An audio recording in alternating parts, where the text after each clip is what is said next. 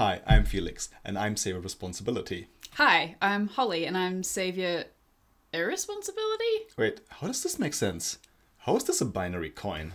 Objective Personality introduced the new social types about a year ago, and one of the more controversial and much discussed choices was to call one of the new coins Responsibility and Specialize. So what was this supposed to mean? Were Shannon and Dave trying to say that one half of the population is responsible by default and the other one isn't? Well, no, they clearly were not, but just naming the coin like that kind of suggested it a little bit. They recently revised the name of the coin and they're calling it now Generalize and Specialize. And we really like the new name because it actually suggests a proper binary spectrum, and this name is closer to the heart of what the coin actually means. In this video, we'll talk about the issues with the previous terminology and also why the word generalize fits much better to the heart of the matter. And we'll also tell you about how to work on your demons in either case. Why the hell did they call it Responsibility and Specialize in the first place? Essentially, the number 2s and the number 1s, the people with Savior Responsibility, preach that stuff obnoxiously all day long. They just love to do it. Hey, be responsible for your life. If you want to build the life you actually want, you need to be responsible. Yes, and I love doing that shit too. Definitely. And Shannon and Dave's general approach when they choose the terminology is to use words that the people actually use in real life. So this is where, for example, terms like saviors and demons also come from, because they want to make the system more accessible to people and more intuitive to understand. But in the case of generalize and specialize, or responsibility and specialize, it didn't quite work out so well. To some people, it's suggested that the 1s and 2s are responsible by nature, whereas the 3s and 4s are not, and that they have to be babysat in some way, which sounds completely ridiculous. Let's just take Holly as an example. How are you not responsible? You have your job, you're good at it, you do it very diligently, and within your job you have very broad responsibilities and a lot of different tasks, and you do them well. And in addition to that, in your daily life, you're a generally very responsible person. So how does this make sense that you're not Savior Responsibility? So the question isn't are you responsible or not, it's more about in what way are you responsible. So are you more kind of broad and generalized in your responsibility, or are you more kind of narrow and specialized? But both contribute in really important ways. And in any case, what you do want to be is an owner. What the social needs really are underlying emotional drivers for the kind of role that you want to play in society. It's the role that you would really want to play to make yourself happy. That means that the definition of the roles or the social needs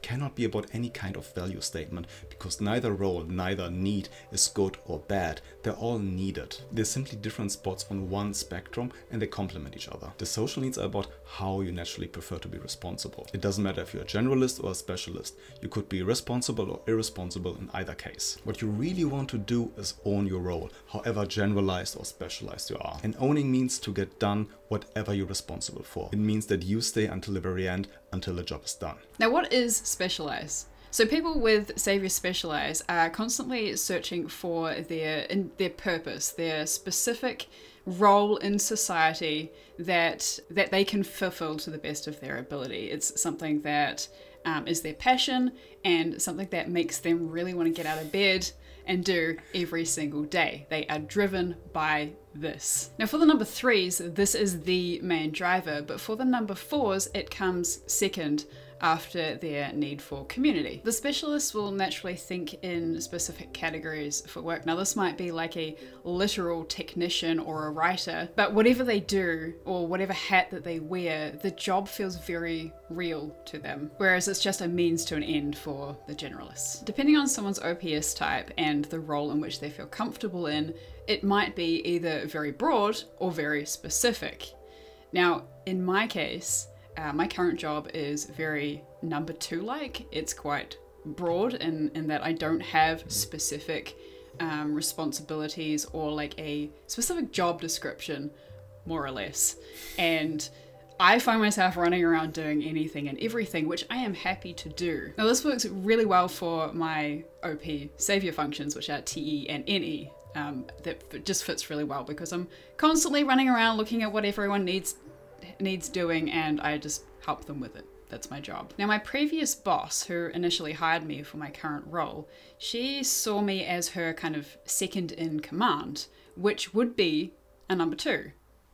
That's kind of the role that I was supposed to fill. And that's what I thought I was doing.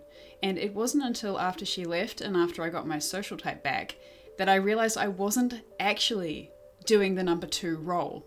Now, the difference is that I kind of have more of a narrowed in focus on our team. So my focus is on what the team needs to have done, how the team works as a whole, but not how the team fits into the bigger picture of the company. That's not what I'm looking at, and that's what she wanted me to look at, was how does our team connect to all these other teams within the business?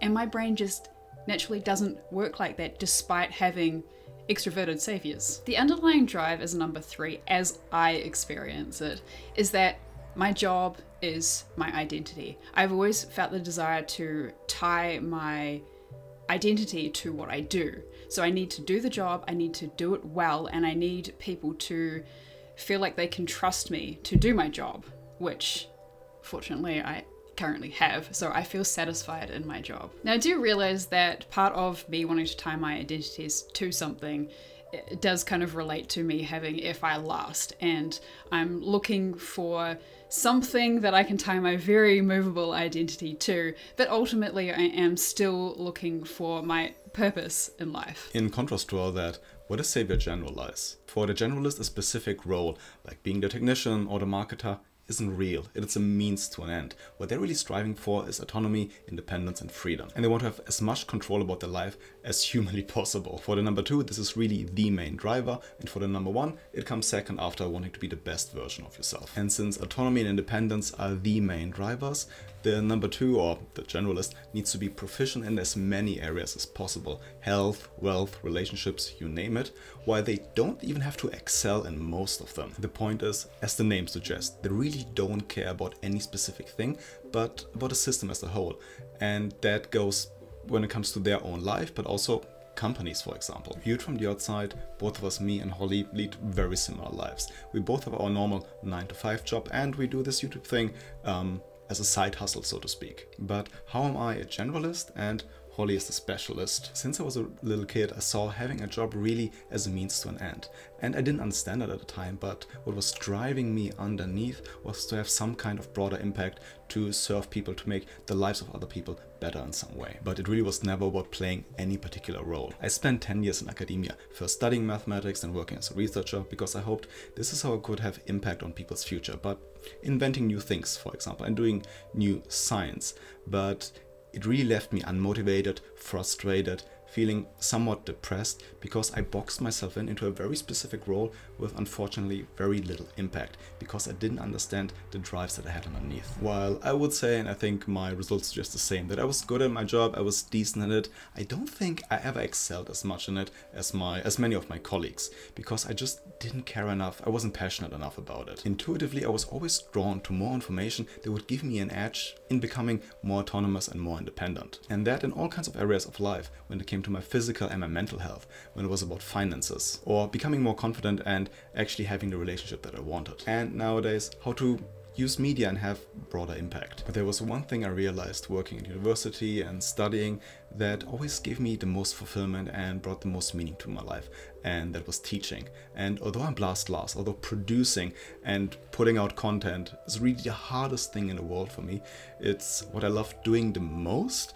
and what really drives me and what I want to do more of. And I think it's very much connected to being a number 2, to having the drive to generalize first and then the drive for friends second, helping the people through teaching and sharing what I know. So now you've just heard us talk about the differences between generalize and specialize, and now you're probably wondering, okay, so how do I work on my demons? So we're going to tell you how to do that, and what's the best way to actually apply this in your real life. The key here is that you're going to want to embrace your social type. You're not going to want to ignore it, because this is what's going to make you happy and make you feel the most fulfilled in your life. Your social type will give you kind of a high level roadmap of what you need to do, but you're going to need to figure out those specifics yourself. Your social type doesn't tell you that you can or cannot do something that you really want to do. If you want to do it, just do it. But you need to be aware of what voids you are potentially leaving in your life and what voids you do need to fill in order to be happy. But what does it mean to embrace your social type? It definitely doesn't mean that you should neglect your demons. It means that you need to own them too. It means that you want your saviors to play a leading role in your life, but that your demons play a supporting role so you can actually excel at your saviors. In other words, if you do not respect your demons, you will suck at your saviors. If you neglect your demons,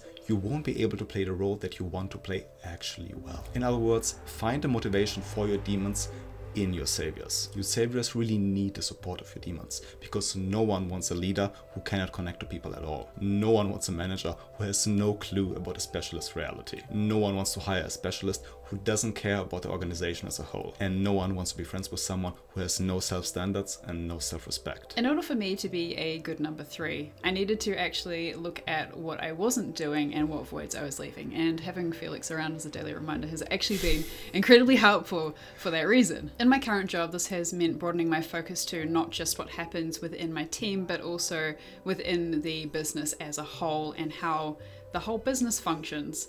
And only through doing this am I actually able to really have the impact that I want my work to have. When it comes to identifying with my work, I had to find something that my FI was truly on board with. Now, this has been something that I have struggled with. Having extroverted saviors, you might have the same struggle, that it's difficult to narrow down on something because you keep wanting to jump off onto something else. And if you've got demon FI and demon sleep like me, figuring out what I want is a big challenge. So practical personality and this channel has been that for me. This is my mission and my way to help others, and I accept automatically that that means that I'm going to have to do lots of things that I don't particularly enjoy doing.